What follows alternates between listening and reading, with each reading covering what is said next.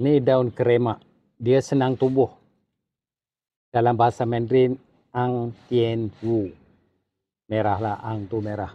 Jadi dalam perubatan Cina, mereka menggunakan daun ni. Dia rebus bersama dengan akar, dengan daun ni semua ni sekali. Dia letakkan kurma merah dan juga madu. Masak, rebus selama 2 jam. Api kecil, rebus dengan air. Dia air dalam 3-4 gelas gitu, rebus selama 2 jam. Api kecil je, biar dia. Ataupun letakkan air, kalau banyak boleh letak 1 liter air, rebus selama 2 ke 3 jam, kemudian minum.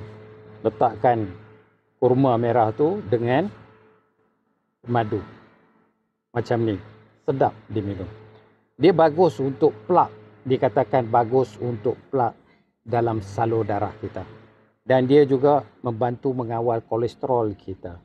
Dia juga mencantikkan darah kita. Kalau darah kita ni kotor dan sebagainya, dia bersihkan.